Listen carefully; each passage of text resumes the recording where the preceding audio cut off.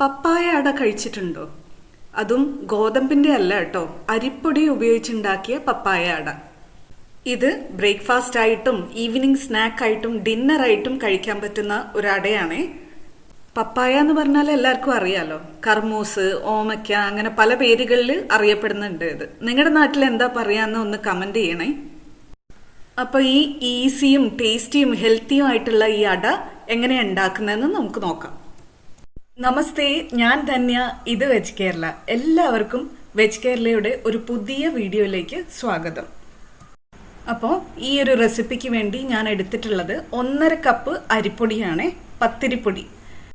ഇത് വെച്ചിട്ട് നമുക്ക് മീഡിയം സൈസിലുള്ള ഒരു 7-8 അടകൾ നമുക്ക് ഉണ്ടാക്കിയെടുക്കാൻ പറ്റും. അരിപ്പൊടി ഞാനൊരു വലിയ പാത്രത്തിലേക്ക് മാറ്റിയിട്ടുണ്ട്. എല്ലാ ഇൻഗ്രീഡിയൻസും കൂടി ഒരുമിച്ച് കുഴച്ചെടുക്കാൻ പറ്റിയ അത്രയും വലിയൊരു പാത്രം. ഇതിന്റെ കൂടെ തന്നെ ഒരു 2 ടേബിൾ സ്പൂൺ ഗോതമ്പ് പൊടിയും കൂടെ ചേർക്കുന്നുണ്ട്, ഒരു ബൈൻഡിങ്ങിന് വേണ്ടി മാത്രം. കാരണം ഞാനിപ്പോൾ ഉപയോഗിച്ചിരിക്കുന്നത് പാക്കറ്റ് പൊടിയാണ്. പാക്കറ്റ് പൊടിക്ക് വീട്ടിൽ പൊടിച്ചുണ്ടാക്കുന്നതിനേക്കാളും കുറച്ച് വറവല് കൂടുതലായിരിക്കും. അപ്പോൾ നമ്മൾ അട ഉണ്ടാക്കുമ്പോൾ പൊട്ടി പോവും, ബൈൻഡിങ് കൊടുത്തിട്ടില്ലെങ്കിൽ, ഒരു പിടുത്തത്തിനായിട്ട് എന്തെങ്കിലും കൊടുത്തിട്ടില്ലെങ്കിൽ. ഒരു മീഡിയം സൈസിലുള്ള വല്യുള്ളി പൊടിയായിട്ട് അരിഞ്ഞത് ചേർത്ത് കൊടുക്കുന്നുണ്ട്. പച്ചമുളക് എരിവുള്ള 2 എണ്ണം ചേർക്കുന്നുണ്ട്. ഇത് മാത്രമേ നമ്മൾ ഇതിലേക്ക് എരിവായിട്ട് കൊടുക്കുന്നുള്ളൂ കേട്ടോ. അപ്പം നിങ്ങളുടെ എരിവിനനുസരിച്ച് കൊടുത്തോളൂ. ഇഞ്ചി പൊടിയായി അരിഞ്ഞത് 1 ടേബിൾ സ്പൂൺ ചേർക്കുന്നുണ്ട്. ജീരകം ചേർക്കുന്നുണ്ട്, ഒരു 1/4 ടീസ്പൂൺ. മല്ലിയില ഒരു പിടി ചേർക്കുന്നുണ്ട്. നിങ്ങളുടെ ഇഷ്ടത്തിനനുസരിച്ച് കൂട്ടോ കുറയ്ക്കോ ചെയ്യാം കേട്ടോ. കായത്തിന്റെ പൊടി ചേർക്കുന്നുണ്ട്, 1/2 ടീസ്പൂൺ. ഒരു ക്രഞ്ചിന് വേണ്ടി അല്ലെങ്കിൽ ഒരു കടുപ്പിന് വേണ്ടി പൊട്ടുകടല ചേർക്കുന്നുണ്ട്, ഒരു 1/3 കപ്പ് അല്ലെങ്കിൽ ഒരു 80 ഗ്രാം. ഇതിന് പകരം നമുക്ക് നിലക്കടല ഉപയോഗിക്കാം കേട്ടോ. മിക്സിയിൽ ഒരൊറ്റ പൾസ് കൊടുത്ത് എടുത്താൽ മതി. പാകത്തിന് ഉപ്പും കൂടെ ചേർത്ത് കൊടുക്കാം. ഒരു നിറത്തിന് വേണ്ടി മഞ്ഞൾപ്പൊടി ചേർക്കാം, 1/2 ടീസ്പൂൺ. ഇത് ഓപ്ഷണൽ ആണ്. ഇത് ചേർത്തിട്ടില്ല എന്നുണ്ടെങ്കിൽ അട വെള്ള നിറത്ത് കിടക്കുന്നേ ഉള്ളൂ. ഇനി നമുക്കിത് നന്നായിട്ടൊന്ന് കുഴച്ചെടുക്കാം. വെള്ളം ചേർക്കാതെ ആദ്യം കുഴക്കണം. അത് എല്ലാ ഇൻഗ്രീഡിയൻസും അരിയിൽ എല്ലാ ഭാഗത്തും ഒരേപോലെ സ്പ്രെഡായി കിട്ടാൻ വേണ്ടിയിട്ടാണ് കേട്ടോ. ഇനി നമുക്കിതിലേക്ക് വെള്ളം ഒഴിച്ച് കുഴച്ചെടുക്കാം. ഞാൻ ഇതിലേക്ക് ആകെ ഉപയോഗിക്കാൻ പോകുന്നത് 1.25 കപ്പ് വെള്ളമായിരിക്കും കേട്ടോ. 1.25 കപ്പ് വെള്ളം ഒഴിച്ച് കുഴച്ച് റെസ്റ്റ് ചെയ്ത് കഴിഞ്ഞതിന് ശേഷം വേണമെങ്കിൽ പിന്നെ വെള്ളം അഡ്ജസ്റ്റ് ചെയ്യാം. ഇതാ നമുക്ക് വേണ്ട കൺസിസ്റ്റൻസി ഇതാ ഇങ്ങനെയാണ് കേട്ടോ. ഇനി നമുക്ക് ഇതിലേക്ക് പപ്പായ ചേർക്കാം. എനിക്കൊരു വലിയ പപ്പായയാണ് കിട്ടിയത്. ഇതിന്റെ ഒരു ചെറിയ കഷ്ണം മതിയാവും നമുക്ക്.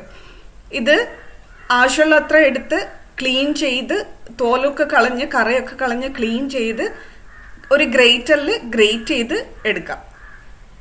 ഇത് ഏകദേശം 1 കപ്പുണ്ട്.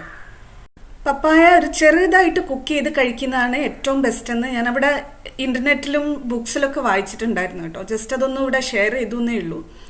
ഗ്രേറ്റ് ചെയ്ത് പപ്പായ നമ്മൾ റെസ്റ്റ് ചെയ്യാൻ വെച്ച മാവിലേക്ക് ചേർത്ത് നന്നായിട്ട് മിക്സ് ചെയ്ത് ഒരു 5 മിനിറ്റും കൂടെ റെസ്റ്റ് ചെയ്യാൻ വെക്കാം. ചില പച്ചക്കറികളൊക്കെ ഉപ്പ് തട്ടിയാൽ അതിൽ നിന്ന് വെള്ളം വേഗം ഇറങ്ങും, ഉള്ളി, കക്കരിക്കയൊക്കെ പോലെ. പക്ഷെ പപ്പായ അങ്ങനെ ആവില്ല കേട്ടോ. അതുകൊണ്ട് കൺസിസ്റ്റൻസിന്റെ കാര്യത്തിൽ പേടിക്കേണ്ട. ഇനി ഇത് കുക്ക് ചെയ്യാൻ വേണ്ടി ദോശക്കല്ല് പ്രിപ്പയർ ചെയ്യാം. മീഡിയം ഫ്ലെയിമിൽ വെച്ചിട്ടുണ്ട്. അല്പം എണ്ണ തടവി കൊടുക്കുന്നുണ്ട്. അടയുടെ മാവ് എടുക്കുന്നതിന് മുന്നേ നമ്മുടെ കൈപ്പത്തി ഒന്ന് നല്ല വെള്ളത്തിൽ ഒന്ന് ഡിപ്പ് ചെയ്തിട്ട് മാവ് എടുക്കാം. അപ്പോൾ കയ്യിൽ മാവ് പറ്റില്ല. ഇത്ര മാവാണ് ഞാൻ എടുത്തത് കേട്ടോ. ഇതിൽ നിന്ന് ഒരു മീഡിയം സൈസിലുള്ള അട കിട്ടും. ദോശക്കല്ല് ഒന്ന് ചൂടായതിനു ശേഷം നമ്മൾ ഉരുട്ടിയെടുത്ത മാവ് കല്ലിലേക്ക് വെച്ച് കൈ വെച്ച് തന്നെ പരത്തിയെടുക്കുക. ഇടയ്ക്കൊന്ന് കൈ വെള്ളത്തിൽ മുക്കിക്കോളൂ. അപ്പം മാവ് കയ്യിൽ ഒട്ടില്ല. കൈകൊണ്ട് പരത്തുന്നത് കൊണ്ടാണ് ഇതിന് കൈയടാന്നും കൈപ്പത്തിരി എന്നും ഒക്കെ വിളിക്കുന്നത്. ഒരല്പം എണ്ണ തൂവി കൊടുക്കാം. വെജിറ്റബിൾ ഓയിലോ നെയ്യോ എന്ത് വേണമെങ്കിലും ആവാം. എന്നിട്ട് അടച്ചു വെച്ച് ഒരു 30 മുതൽ 40 സെക്കൻഡ് വരെ വേവിച്ചെടുക്കാം. ഗോതമ്പ് അടയേക്കാൾ കുറച്ചുകൂടി നേരം എടുക്കും, അരി ആയതുകൊണ്ട്. മാത്രമല്ല നമ്മൾ ചൂടുവെള്ളത്തിലല്ലല്ലോ കുഴച്ചത്, അപ്പൊ കുറച്ച് നേരം എടുക്കും.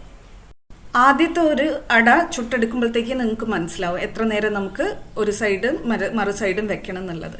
ഇവിടെ ഇപ്പോൾ ഒരു വശമായിട്ടുണ്ട്, ഞാൻ മറിച്ചിടാണ്. ഒരു 15-20 സെക്കൻഡ് ആകുമ്പോഴത്തേക്കും മറുവശം കൂടി ആയി കിട്ടും. ഈ സമയം കൊണ്ട് തന്നെ ഇതിന്റെ ഉൾഭാഗമൊക്കെ നന്നായിട്ട് വെന്തിട്ടുണ്ടാവും. ഇനി ഇതേപോലെ തന്നെ മറ്റ് അടകളും ചെയ്തെടുക്കാം. നല്ല നിറമല്ലേ, നല്ല ഗ്ലോയി മഞ്ഞ കളറ്. ഇങ്ങനെ ഇത്രയും മാവിൽ നിന്ന് എനിക്ക് 8 അടകൾ കിട്ടിയിട്ടുണ്ട് കേട്ടോ. ഇതിന്റെ ഉൾഭാഗം കണ്ടോ, നന്നായിട്ട് വെന്തിട്ടുണ്ട്, പപ്പായയും വെന്തിട്ടുണ്ട്. ഇളം തീയിലിട്ട് ഞാൻ പറഞ്ഞ അത്രയും സമയം 2 വശത്തും കൊടുത്താൽ മതി. കറക്റ്റായിട്ട് വെന്ത് കിട്ടും, ഉൾഭാഗവും നന്നായിട്ട് വേവും. ഇതിന് അക്കമ്പനിമെന്റ് ആയിട്ട് കുട്ടികൾക്ക് വേണമെങ്കിൽ സോസ് കൊടുക്കാം, അല്ലാതെ റൈത്ത അല്ലെങ്കിൽ ചുമന്ന ചട്നി, വെള്ള ചട്നി, ഇതൊക്കെ ഇതിന്റെ കൂടെ പോകും കേട്ടോ. ഇനി ഇതൊന്നും ഇല്ലാതെ വെറുതെ കഴിക്കാൻ ഇത് സൂപ്പറാണ്. പപ്പായ തിന്നാത്ത കുട്ടികളെ പപ്പായ തീറ്റിക്കാൻ ഒരു ബെസ്റ്റ് മെത്തേഡാണിത്. അപ്പോൾ എല്ലാവരും ഇത് വീട്ടിൽ ട്രൈ ചെയ്ത് നോക്കിയിട്ട് ഫീഡ്ബാക്ക് പറയൂ, കമൻറ്റിൽ ഇട്ടാൽ മതി. Thank you for watching. Dhanya from veg Kerala.